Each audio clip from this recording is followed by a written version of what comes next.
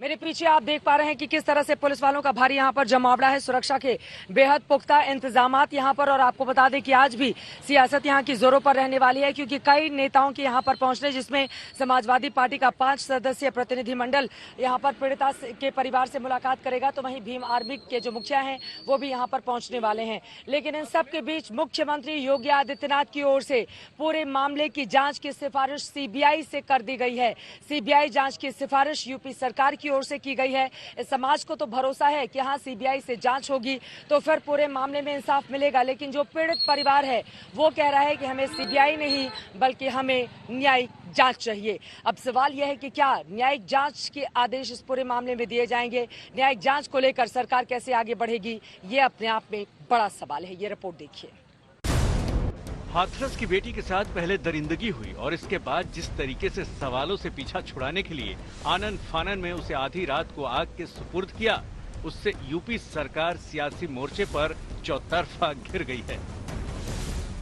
आधी रात के अंतिम संस्कार से शक ये पैदा हुआ कि आखिर क्या है जिसे छुपाने की कोशिश हो रही थी। इन तस्वीरों ने गुस्से की आग के साथ साथ सियासत को भी भड़का दिया।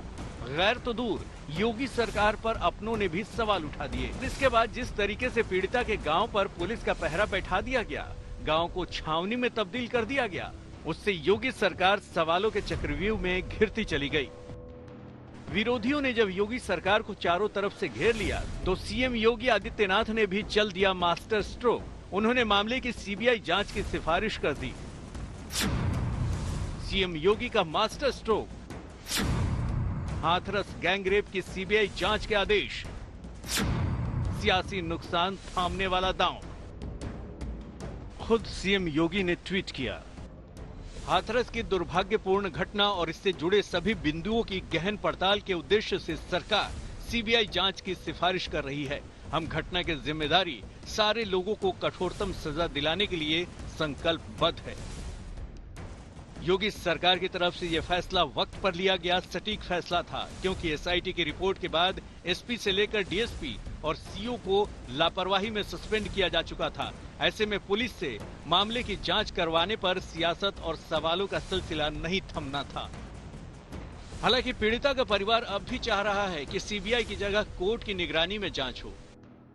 सीबीआई की जांच भी अच्छी है मैम, मगर हम जो चाह रहे थे कि सुप्रीम कोर्ट के जज के द्वारा हो तो अच्छा होता। मैम जो भी इन्वेस्टिगेट करे अच्छे से करे, जो भी है एक एक पहलू निकाल के करे।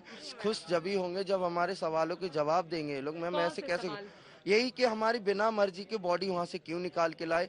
दूसरी बात, जो बॉडी लाए तो उसे दिखा तो देते, एक बार चेहरा तो दिखा देते, जलाया क्यों, पेट्रोल से ही क्यों जलाया, उन्हें इतनी बुरी तरह से अंतिम संस्कार किया है उनका। आज दिन तक दिल में जो बात बैठी हुई है वो बहुत ज्यादा चुभती है कि ऐसा क्यों हुआ उनके साथ। इस बेटी की जान बचाने के लिए उसको हाथरस से महज 200 किलोमीटर दूर देश की राजधानी दिल्ली तक लाने में 2 हफ्ते का वक्त लग गया था। गर्दन और रीढ़ तोड़ देने और जुबान काट देने वाली हैवानियत सामने आने के बाद देश के कई राज्यों में प्रदर्शन हुए। ऐसे में सवाल ये है कि क्या सीबीआई जांच से ये सियासत रुक जाएगी? मुख्यमंत्री जी, ये दिखावा बंद करिए। परिवार सुप्रीम कोर्ट के जज के देख रेख में जांच चाहता है। क्यों देश को गुमराह कर रहे हैं? न्याय जब देना था दिए नहीं, इलाज कराना था कराए नहीं। रात को आनन फानन में आपने दाह संस्कार करा दिया।